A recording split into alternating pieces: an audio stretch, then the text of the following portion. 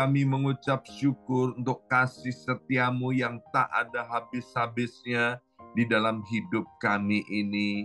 Setiap pagi selalu baru rahmat-Mu Tuhan. Kami ada sebagaimana kami ada hari ini, itu semata-mata karena kebaikan-Mu. Mari kita berdoa bersama-sama, ulangi seperti apa yang saya ucapkan.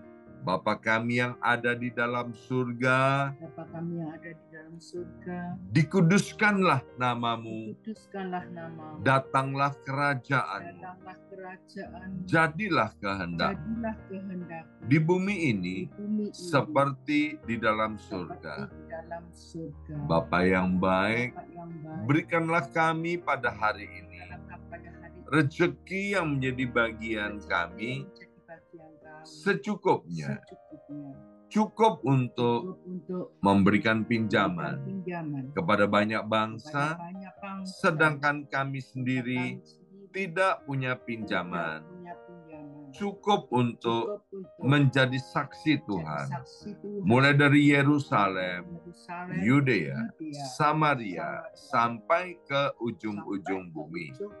Cukup untuk menjadikan semua bangsa murid Kristus dan membaptis mereka dalam nama Yesus. Terima kasih Bapa untuk rezeki yang secukupnya. Dan ampunilah dosa-dosa kami, ampunilah kesalahan kami, seperti kami pun mengampuni orang-orang yang bersalah kepada kami. Dan janganlah masukkan kami ini ke dalam pencobaan, tetapi bebaskanlah kami dari segala yang jahat, sebab Engkaulah yang empunya kerajaan, kuasa, dan kemuliaan sampai selama-lamanya. Dalam nama Tuhan Yesus, kami sudah berdoa. Haleluya, haleluya.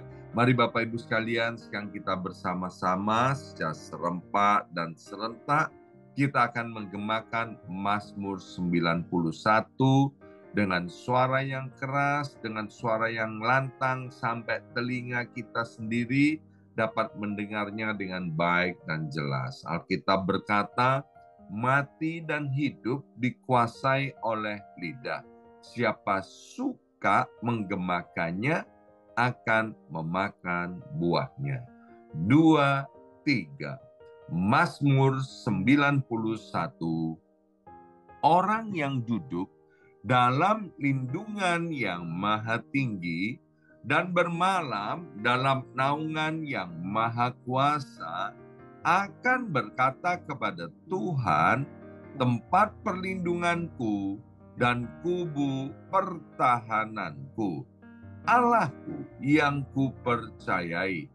Sungguh Tuhanlah yang akan melepaskan aku dari jerat penangkap burung dan dari penyakit sampar yang busuk. Dengan kepaknya Tuhan akan menudungi aku. Di bawah sayapnya aku akan berlindung. Kesetiaan Tuhan ialah perisai dan pagar tembok. Amin, amin, amin. Terjadi di dalam nama Tuhan Yesus. Aku tak usah takut terhadap kedahsyatan malam, terhadap panah yang terbang di waktu siang, terhadap penyakit sampar yang berjalan di dalam gelap, terhadap penyakit menular yang mengamuk di waktu petang. Walau 1.000 orang rebah di sisiku dan 10.000 di sebelah kananku, tetapi itu tidak akan menimpa aku. Aku hanya menontonnya dengan mataku sendiri dan melihat pembalasan terhadap orang-orang fasik. Sebab Tuhan ialah tempat perlindunganku, yang maha tinggi telah kubuat tempat perteduhanku. Amin, amin, amin. Terjadi di dalam nama Tuhan Yesus. Malapetaka tidak akan menimpa aku dan tulah tidak akan mendekat kepada kemahku. Sebab malaikat-malaikat Tuhan akan diperintahkan oleh Tuhan kepadaku untuk menjaga aku di segala jalanku. Para malaikat Tuhan akan menatang aku di atas tangannya, supaya kakiku jangan terantuk kepada batu. Singa dan ular tedung akan aku langkai. Aku akan menginjak anak singa dan ular naga. Amin, amin, amin. Terjadi di dalam nama Tuhan Yesus. Sungguh hatiku melekat kepada Tuhan, maka Tuhan akan meluputkan aku, Tuhan akan membentengi aku, sebab aku mengenal nama Tuhan. Bila aku berseru kepada Tuhan, Tuhan akan menjawab. Tuhan akan menyertai aku dalam kesesakan. Tuhan akan meluputkan aku dan memuliakan aku. Dengan panjang umur akan Tuhan kenyangkan aku dan akan Tuhan perlihatkan kepadaku keselamatan daripadanya. Amin, amin, amin. Terjadi di dalam nama Tuhan Yesus. Terima kasih ya Aba ya Bapa, sekarang kami mau buka hati kami untuk diisi oleh kebenaran firman Tuhan. Kami mengundang Allah Roh Kudus untuk menganugerahkan hikmat dan pewahyuan daripada sorga kepada setiap kami, sehingga firman-Mu itu menjadi pelita bagi kaki kami dan terang bagi jalan hidup kami. Dalam nama Yesus yang siap mendengarkan dan diberkati oleh firman Tuhan, angkat jempolnya ke depan dan katakan amin 3 kali. Amin, amin, amin. Salam kebangkitan, salam penuaian. Semangat pagi. Semuanya semangat pagi. Apa kabarnya Bapak Ibu semuanya?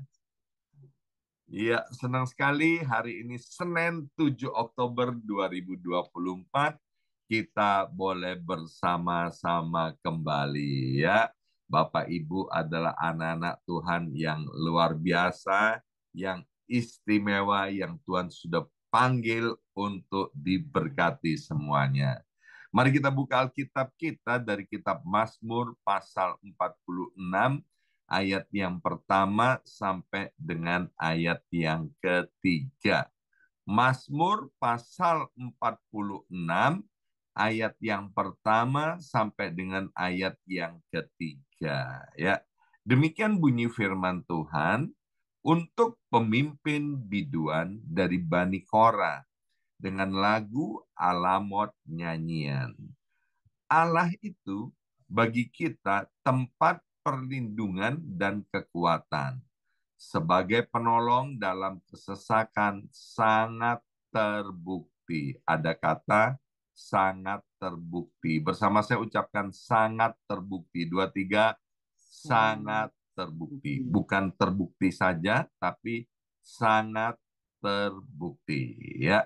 Ayat yang ketiga, sebab itu kita tidak akan takut sekalipun bumi berubah, sekalipun gunung-gunung goncang di dalam laut, sekalipun ribut dan berbuih airnya, sekalipun gunung-gunung goyang oleh geloranya. Selah, ya. Nah, hari ini judul renungan kita saya beri judul yaitu tidak perlu takut sebab Tuhan mengendalikan segala sesuatu ya. Coba tunjuk kepada layar ini. maupun kepada kiri kanan kita nggak perlu takut tentang apapun juga. Sebab Tuhan itu mengendalikan segala sesuatu. Nah, Mazmur 46 ini berbicara tentang tantangan dan kekacauan dan dimaksudkan untuk memberikan pengharapan, kekuatan, dan kepercayaan buat setiap kita umatnya kepada Tuhan. Belakangan ini yang terjadi di Amerika Serikat. Minggu lalu ada badai namanya Helena melanda North Carolina, ya, salah satu state yang ada di Amerika Serikat, dan juga melanda Florida. Kalau kita mengikuti berita, terjadi porak-poranda kerugian yang cukup besar dan banyak, ya, selain kematian yang ada di North Carolina. Dan hari ini sampai dengan hari Rabu, besok lusa akan ada badai lagi, namanya badai Milton, yang akan menghantam Miami dan yang akan juga melanda Florida, Bapak Ibu sekalian. Itu yang terjadi di Amerika Serikat. Belum lagi kemudian kalau kita melihat perang yang terjadi di Timur Tengah, ya, keadaannya bukan semakin baik tapi semakin panas, Bapak Ibu sekalian. Apalagi besok ini atau hari ini mungkin ya kita memperingati 1 tahun bagaimana Hamas menyerang Israel, dan kemudian untuk memperingati 1 tahun serangan ini, peperangan yang belum selesai, maka terjadi pula serangan-serangan, Bapak Ibu sekalian, ya, yang mana roket dan bom diluncurkan, ya, dan kemudian juga perang antara Israel dan Lebanon, dan kemudian juga dengan Iran, ya. Keadaan dunia tidak sedang baik-baik saja. Yang seperti ditulis di dalam kitab Matius, akan terdengar berderu perang di mana-mana. Nah, Mazmur 46 ini sering dipahami dalam konteks sejarah bangsa Israel, di mana bangsa Israel ini sejak zaman dulu sering menghadapi banyak ancaman dari bangsa-bangsa sekitarnya. Menurut para teolog, Mazmur 46 ini latar belakangnya adalah ketika Yerusalem dikepung oleh kerajaan Asyur. Kerajaan Asyur ini adalah satu kerajaan yang hebatnya luar biasa. Rajanya bernama Sanherib, ya. Maka Asyur ini bisa mengalahkan negara-negara atau kerajaan-kerajaan yang ada di sekitarnya. Total-total itu ada 54 kerajaan yang berhasil ditaklukkan oleh kerajaan Asyur ini, Bapak Ibu sekalian. Dan Sanherib sebagai rajanya, dia nggak takut sama Tuhan, dia nggak takut sama berhala, dia nggak takut sama dewa-dewi. Dia percaya akan kemampuan dan kekuatannya sendiri. Sehingga kalau dia menaklukkan satu negara atau kerajaan, Bapak Ibu sekalian, maka tempat-tempat penyembahan berhala itu juga dihancurkan oleh Sanherib. Jadi Sanherib itu ateis, dia nggak takut akan Tuhan, dia nggak takut akan apa-apa. Nah, kemudian Sanherib ini mau menyerang Israel, ya, dalam hal ini Yerusalem sebagai ibu kotanya, itu kerajaan Yehuda, Bapak Ibu sekalian, ya. Dan Yerusalem sudah dikepung oleh kerajaan Asyur ini, Bapak Ibu sekalian, ya. Nah, secara kekuatan, hitung-hitungan tidak mungkin Israel atau Yehuda ini mampu untuk menghadapi kerajaan Asyur. Hitung-hitungannya pasti kalah, ya. Nah, di tengah-tengah ketakutan, waktu itu yang menjadi rajanya adalah Hizkia, Bapak Ibu sekalian, ya. Nah, Hizkia orang yang mengandalkan Tuhan, orang yang cinta akan Tuhan, orang yang menghormati Tuhan, ya.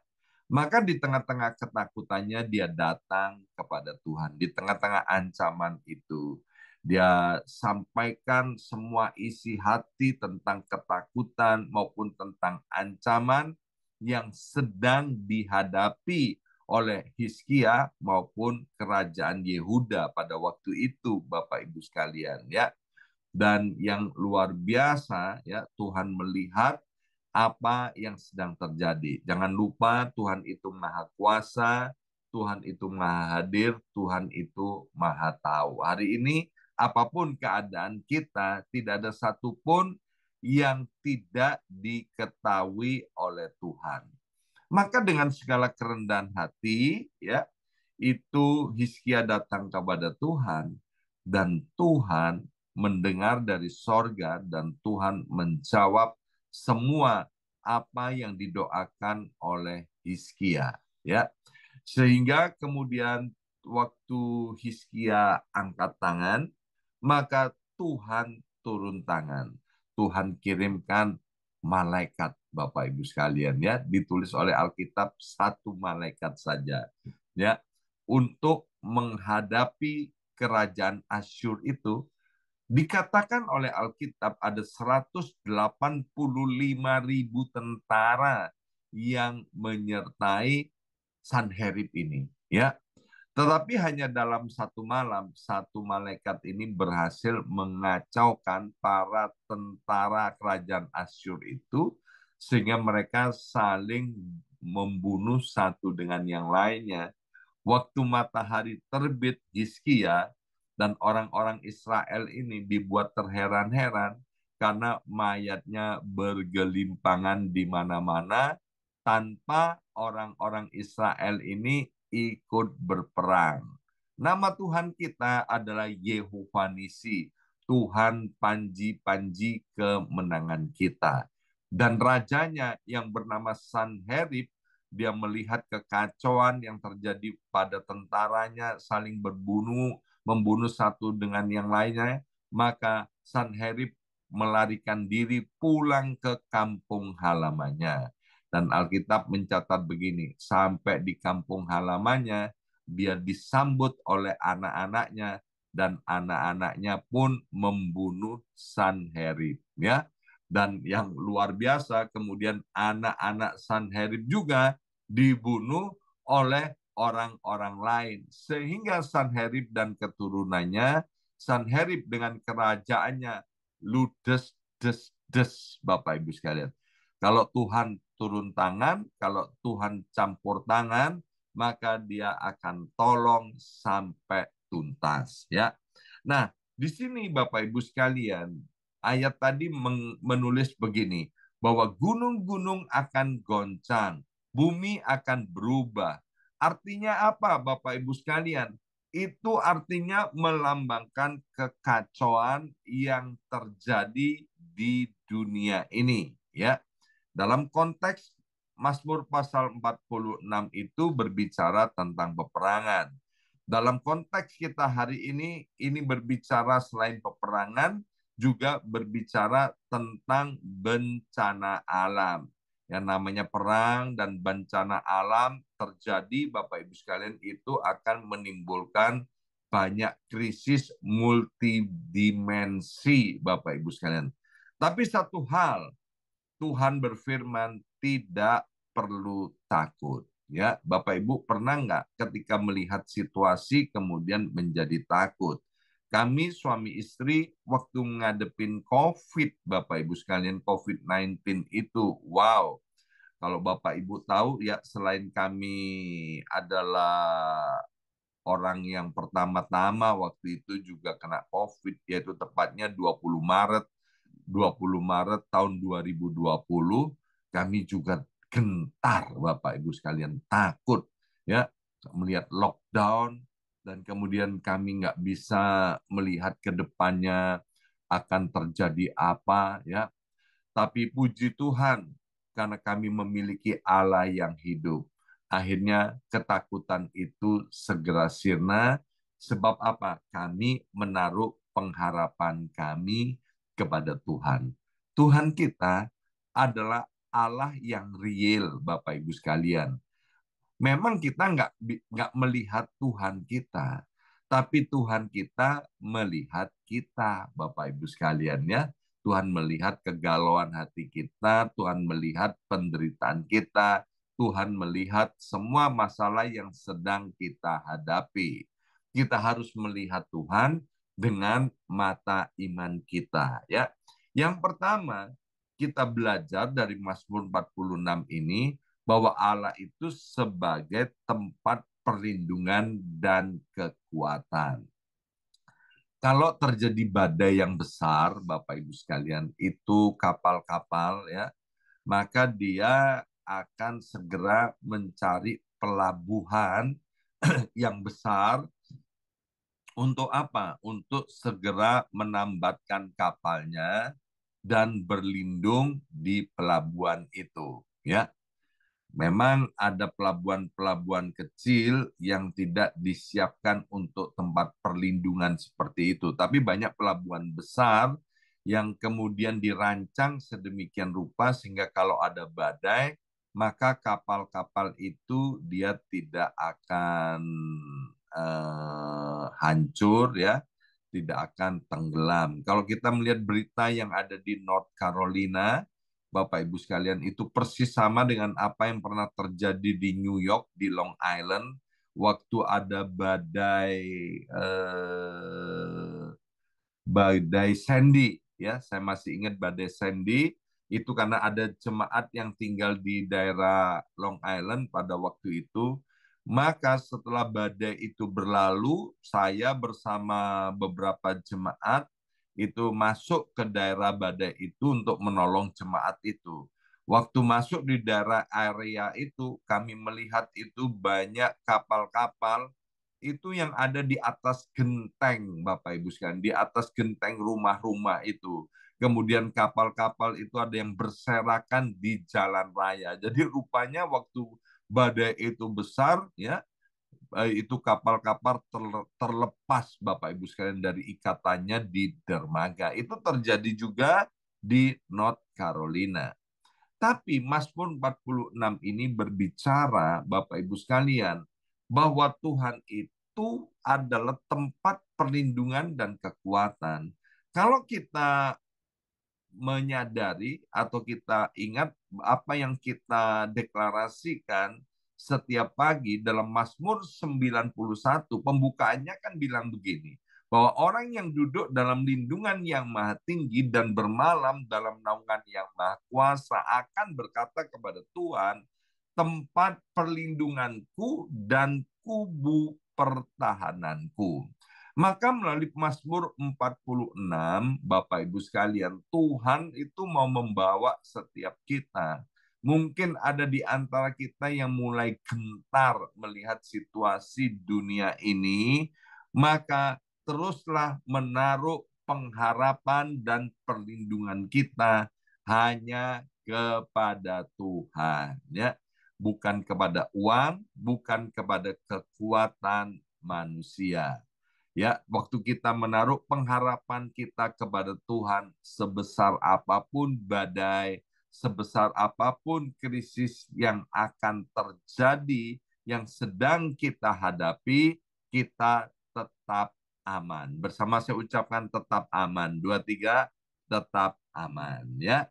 Dan kemudian tadi saya mengajak Bapak Ibu untuk mengulangi bahwa sebagai penolong dalam kesesakan, Tuhan itu sangat terbukti, bukan hanya terbukti, tapi sangat terbukti.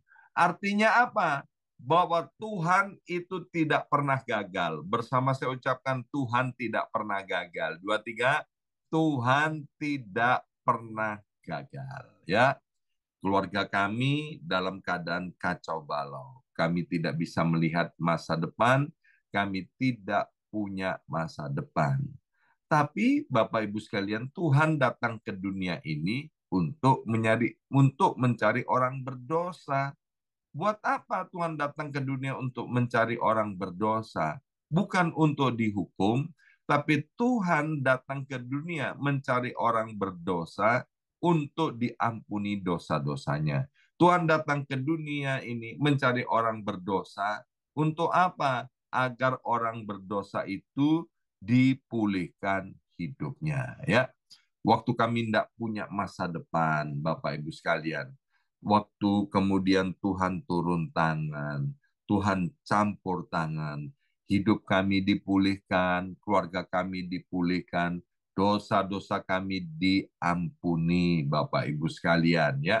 Dan Tuhan itu tidak pernah gagal, dan kemudian keluarga kami diangkat kembali oleh Tuhan. Dan dengan mata kepala sendiri saya juga melihat orang-orang, keluarga-keluarga yang lain yang kacau juga Tuhan angkat, Tuhan pulihkan, Tuhan ampuni dosa-dosanya. Ya, hari ini Bapak Ibu sekalian, ketika kita tidak bisa melihat masa depan kita, kita ingat Mazmur 46 ini. Sebagai penolong dalam kesesakan, Tuhan itu sangat terbukti. Apa tadi arti sangat terbukti? Tidak pernah gagal dan tidak mungkin gagal, ya. Nah, yang ketiga, Bapak Ibu sekalian, Tuhan mau berbicara kepada kita melalui Mazmur 46. Kita nggak perlu takut, kita nggak boleh takut berlebihan terhadap perubahan yang terjadi di dunia ini. Saya mau kasih tahu Bapak Ibu sekalian, bukan akan ada krisis, tapi kita itu sedang ada di dalam situasi krisis, ya. Jadi krisis itu tanpa kita sadari, Bapak Ibu sekalian, itu sedang terjadi, melanda di seluruh dunia, Bapak Ibu sekalian, ya. Yesaya 41 ayat yang ke-10 itu berkata, jangan takut sebab aku menyertai engkau, janganlah bimbang sebab aku ini Allahmu. Aku akan meneguhkan, bahkan akan menolong engkau. Aku akan memegang engkau dengan tangan kananku yang membawa kemenangan. Ingat bahwa Tuhan adalah Allah yang maha kuasa. Kekacauan seperti apapun, bahkan dikatakan bumi itu berubah, gunung-gunung bergoncang, laut bergelora, seolah-olah nggak bisa dikendalikan. Ingat bahwa Tuhan adalah Allah berdaulat, Tuhan adalah Allah atas semesta alam ini. Semuanya ada di dalam kekuasaan Tuhan. Masih ingat peristiwa yang terjadi dengan murid-muridnya ketika terjadi badai di Danau Galilea. Ya, Tuhan berkata kepada badai itu, tenanglah, dan badai itu menjadi tenang. Kita ingat bagaimana orang Israel, mereka kemudian dikejar-kejar oleh Fir'aun dengan pasukan tentaranya yang hebat waktu mereka keluar dari Mesir, dan Tuhan mau membawa orang Israel ini ke tanah perjanjian, ya. Di tengah-tengah ketakutan, Bapak Ibu sekalian, di depannya itu laut merah yang bergelora ada di depan orang Israel. Jadi takutnya bukan hanya biasa-biasa, takutnya berlipat-lipat kali ganda, ya. Tetapi kita lihat bagaimana, ya, di tengah situasi yang kayaknya mereka tidak punya harapan. Ketika Tuhan turun tangan, Tuhan belah laut itu, Bapak Ibu sekalian.